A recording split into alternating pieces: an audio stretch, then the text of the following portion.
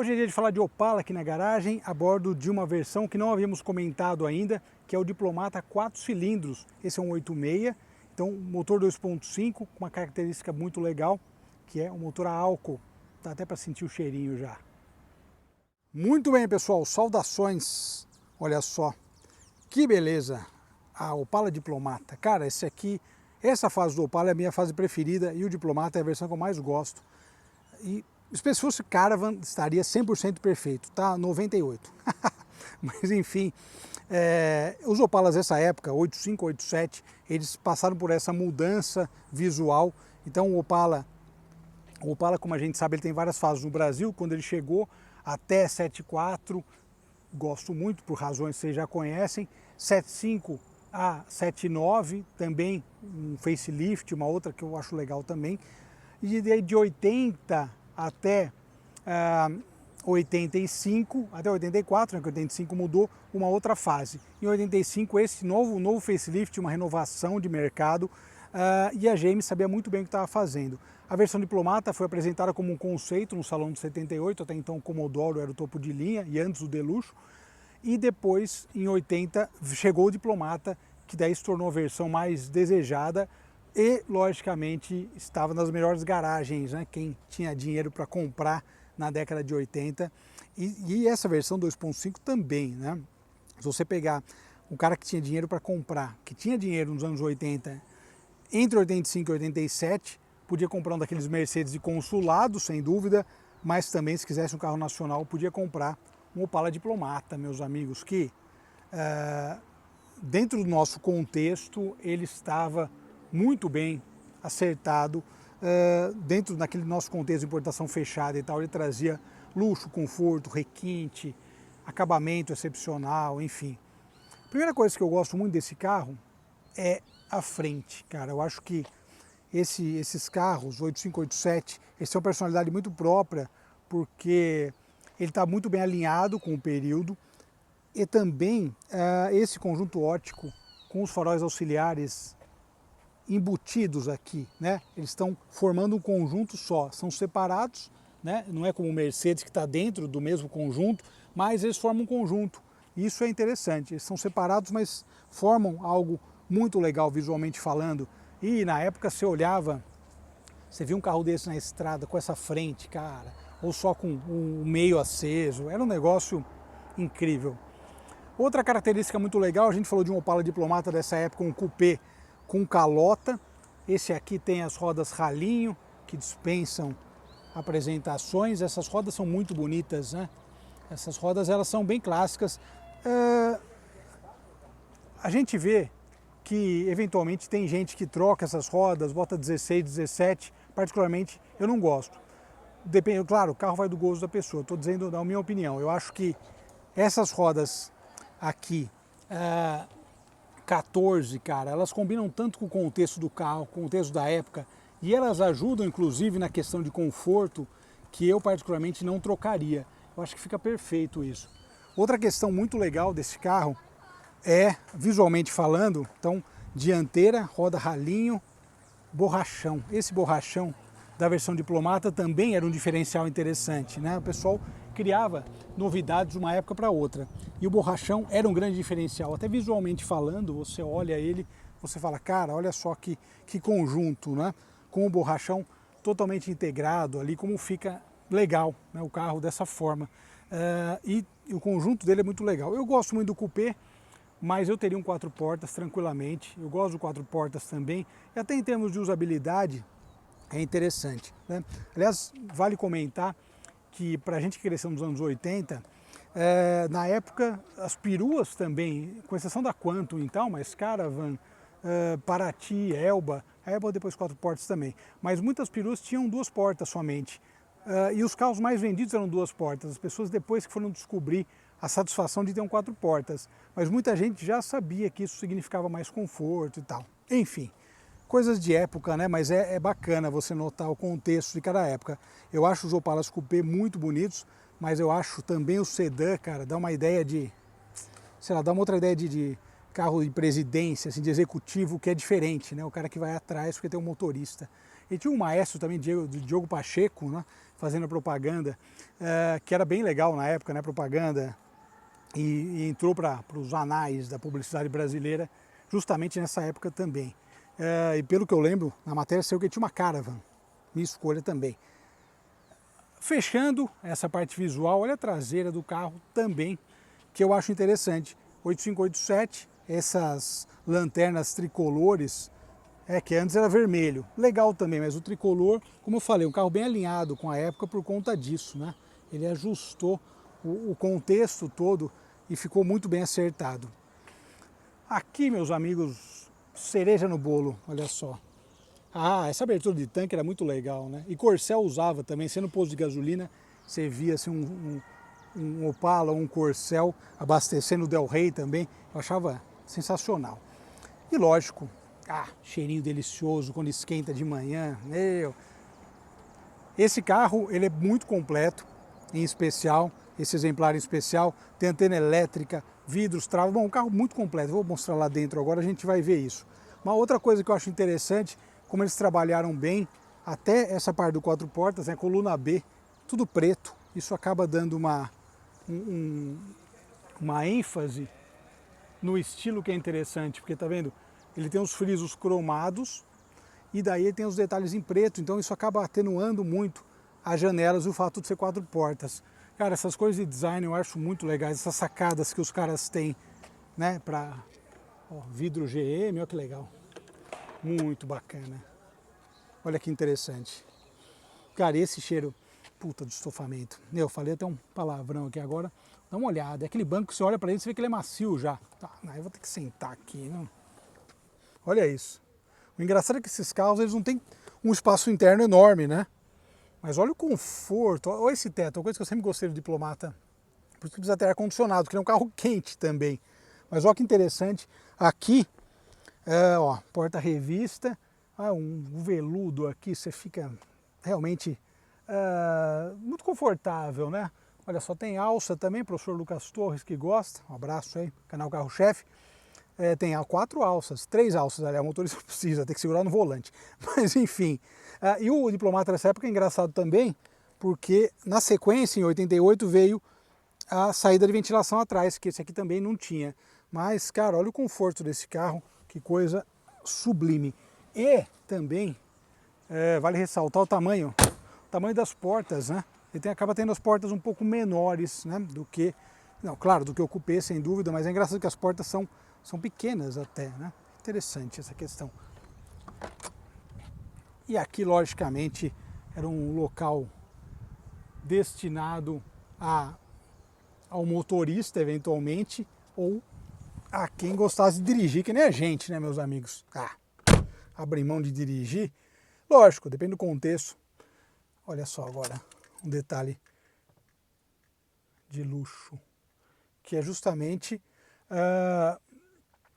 o painel dele. Eu acho o painel dessas versões, trava elétrica, uma das coisas, eu sempre gostei disso aqui, ele parece uma colcha, né? É um acolchoado. E a buzina desses carros também é muito legal. Eu gosto muito do painel dos Opala dessa época, esse painel ele mudou no começo dos anos 80 e ficou com alguns acertos de grafismo, algumas mudanças. Ele traz aqui, ó, painel até 180, essa versão 2.5, tem as luzes espia também. E outra coisa que eu gosto é isso aqui, ó, toca-fitas, o reloginho digital, charmoso, hein? Ar-condicionado gelando também nesse carro. E uma característica interessantíssima do Opala 4 cilindros, ele trazia o câmbio de 5 marchas, enquanto que o Diplomata 6 trazia um câmbio de 4 marchas, olha só. Os caras meio que poderiam ter feito isso também, né? Console e tal, bem legal. E aqui, ó, isso aqui era um charme, cara, na década de 80. Isso aqui era coisa de gente que tinha dinheiro mesmo. Tudo elétrico. Retrovisores elétricos, trava, vidro elétrico nas 4 portas. Meu, simplesmente é sensacional. E, logicamente, também... Espera aí que eu vou fechar aqui. Aí, destravei. O acabamento. Cara, o acabamento da porta. Dá uma olhada nesse acabamento. Olha só. E aqui a gente vai ver na sequência nota fiscal e a documentação. Isso aqui era um charme também, nessa luzinha de porta. E uma das coisas que eu gosto do Opala também é a ergonomia. Olha só, ele é um carro que tem uma posição de dirigir muito boa. Esse já é um carro que tem uma configuração até, digamos, mais moderna em relação, claro, ao Opala dos anos 70, mas ele mudou muito. Apesar de ser o mesmo carro, algumas mudanças, não ter mudado plataforma nem nada, mas ele é um carro que tem uma maciez, que tem um conforto de rodagem, que são muito legais. Eu vou mostrar para vocês daqui a pouquinho, depois de mostrar motor e essa parte de manuais. Vamos conferir. Outra coisa legal que hoje em dia até parece banal, mas ó que interessante. Na época, o botãozinho para abrir o porta-mala, meus amigos. Isso aqui era um charme. Tem um botãozinho que abria porta-malas. Cara, olha só, dá uma olhada nesse porta-malas. E olha só a mudança também, para quem conhece o Opala, a questão do acabamento. Tem carpete em tudo aqui, ó. O acabamento do carro é legal, né? De maneira geral, bem interessante. Se for ver naquela época, tem carpete em tudo. É o 7.4, você vê o tanque, até tem uma borracha ali e tal, mas esse aqui tem um acabamento mais esmerado. Aqui nós temos o manual do proprietário e a chave reserva, aqui ó que legal. Mas uma das coisas que eu mais gosto sempre aqui de encontrar nas nossas gravações, que é isso aqui, ó, nota de venda, olha só. 2 de janeiro de 86, o cara comprou no primeiro dia útil do ano, ó, a vontade de ter um Opala zero na época.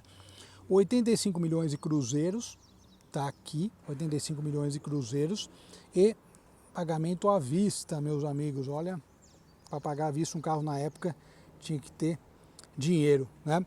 E olha que legal, aqui os detalhes gerais, né? Equipamentos opcionais também, ó, tem aqui um código e o nome da cor, que é o marrom barroco metálico. E aqui, olha só, acabamento do capô, tudo isso coisas justamente para diminuir o ruído de maneira geral.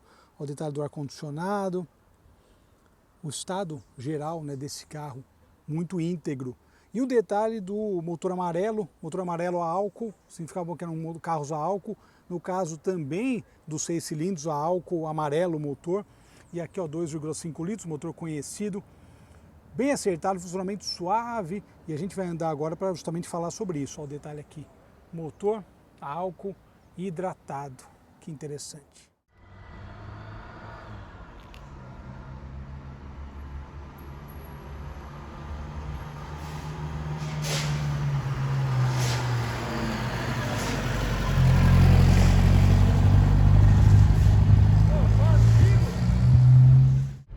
Muito bem, freio de mão já solto, ar ligado, diplomata, meus amigos, padrão diplomata de ser. Muito interessante esse carro, esse exemplar em especial, a configuração dele, né, com ser um carro muito completo. E o preço na época, né, 85 milhões de cruzeiros. Interessante também essa questão, né? Uma coisa que eu acho legal de Opala é uma discussão que acontece muito sobre os 2.5, os 6 cilindros. Desde o início já, sem dúvida, a coisa foi muito para esse lado, né, quando se fala de Opala. Eu, por outro lado, mesmo antes de ter o SS4, eu guiei uma vez um Commodoro. Eu achei o carro tão bem acertado, e historicamente a gente sabe que a versão 4 cilindros ela é mais equilibrada, porque o Opala é um carro leve, ele é um carro europeu, então ele tem já essa natureza de ser um veículo leve. E essa é uma característica bem própria do carro, no sentido de, em relação, isso eu já falei em matérias próprias, em relação ao Maverick, que é o Dodge, como o Opala é um carro que tem um peso menor e, portanto, com o 4 cilindros ele tem um rendimento muito melhor do que o Maverick, por exemplo, tinha, né? Isso é uma questão curiosa. E então essa é uma discussão, eu acho, sem sentido, questão de gosto.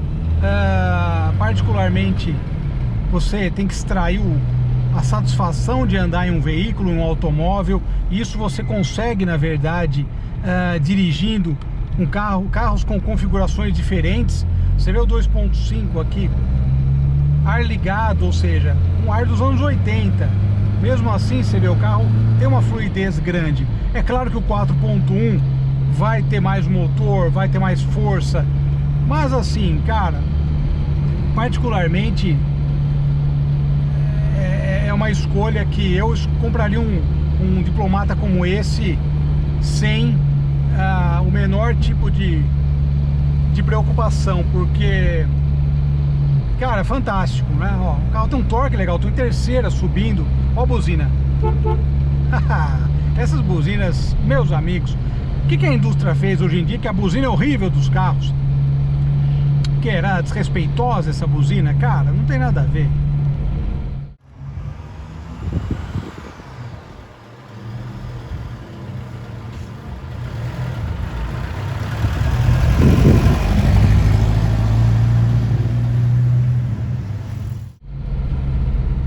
É uma buzina, cara, com um som legal de ouvir, né? Você tem uma sonoridade muito interessante, sabe? E isso faz uma diferença também, né? Mas olha a dirigibilidade desse carro. Eu passo até alguns momentos sem comentar, porque... E a maciez. Eu imagino o cara, em 1986, o primeiro dono desse carro. Você imagina, o cara foi lá, talvez fosse já consumidor Chevrolet, talvez já tivesse Opala, e o cara foi lá, ele viu, falou, pô, ficou namorando, vou comprar um diplomata, ou já tinha um e trocou, enfim. Você vê que esse carro foi comprado no dia 2 de janeiro de 86, cara. Meu, impressionante, né? Porque eu falei, primeiro dia útil do ano, o cara foi lá e comprou um Opala diplomata. Meu, sensacional. Esse tipo de história e de coisa que a documentação nos conta, né, nos traz, nota fiscal, o manual com a primeira revisão, esse tipo de informação que esse material te traz, é muita riqueza, é muito legal você encontrar isso em um carro antigo, sabe? Você consegue fazer meio que uma conexão, a minha que estou gravando o carro agora em 2024, com o primeiro dono do carro, lá em 86. Cara, e essas histórias, esse tipo de coisa, chega a ser emocionante. Eu adoro, particularmente, quando tem um histórico do carro, como dessa forma, né? Que você consegue, cara, trazer coisas do passado, né? Eu acho simplesmente sensacional.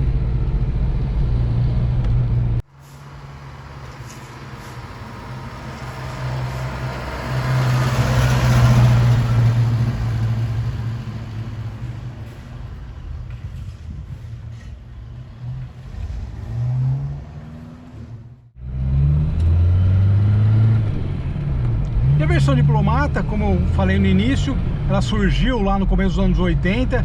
Primeiramente, né, a GM apresentou no Salão do 78 uma ideia de dar uma versão diplomata, um carro mais completo, mais requintado, um acabamento um pouco diferente, porque até então Commodoro era o topo de linha, e naquela época o Commodoro tinha meio teto de vinil, ou seja, aquele charme todo. Meu pai teve dois Opalas, um Deluxe e um Commodoro. São histórias que eu acabei não vivenciando, né? Porque foi antes de eu nascer. Que daí que ele trocou o último Commodoro pelo Charger RT. Mas eu sempre ouvia falar, né? Minha mãe falando do Opala e tal. Então é engraçado também essa história de Opala na família. Mas o diplomata sempre teve esse quê diferenciado, de acabamento, de luxo, de conforto. O próprio ar-condicionado aqui, que parece uma coisa corriqueira, e hoje em dia uma coisa comum, uma coisa corriqueira em qualquer carro. Hoje em dia você compra um Kwid com ar-condicionado, e ok, é o ideal, né? Mas o ar-condicionado, até a gente pegar Galaxy e tal, era tudo opcional, as pessoas não compravam, não compravam com ar-condicionado. É interessante essa questão. Então você pega um carro, você imagina a questão, a ideia de luxo, a ideia de conforto, que era ter um carro com ar-condicionado. Meu, fantástico. E como a gente vê aqui o 2.5 também sossegado com ar-condicionado. Logicamente é um carro de... Aqui um pequeno engarrafamento. Logicamente é um carro que você vai usar para curtir, né? Uma outra ideia atualmente, né? O carro antigo, o pessoal fala muito Diplomata 6 ou 4, como novo, claro que o 6 era mais desejado, mas você imagina hoje, cara, para dar volta de fim de semana, bota a família no carro, liga o ar, cara, vai curtir, perfeito. Mas eu imagino um cara em 87, 86 com esse carro, né, melhor dizendo, com ar-condicionado e com tudo, meu, pagando seus 85 milhões de cruzeiros. E esse carro tá muito bom para guiar. Ele tá no mesmo nível daquele Passat. Lembra que eu andei aqui também, que o Murilo tava vendendo? Cara, que Opala, viu? Esse aqui dá vontade, hein? Dá vontade. O carro tá simplesmente fluindo pelas ruas. No caso, por essa estradinha. Cara, bem acertado, firme de suspensão, muito bonito, bom de freio também. Incrível.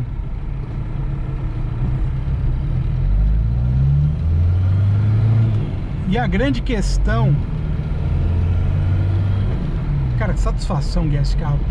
E a grande questão é do câmbio de 5 velocidades, né? Que é uma coisa que o Diplomata não trazia. Os Diplomatas ficavam mais ásperos, imagina numa estrada, os 4.1, melhor dizendo. O Diplomata 4.1 não trazia. Você imagina como o carro acabava sendo áspero numa estrada a 100 km por hora. Tudo bem que as médias de velocidade eram outras na época. Estou desviando dos buracos aqui. Eram outras na época, mas mesmo assim, cara, você ter 5 marchas à disposição é outra história, né?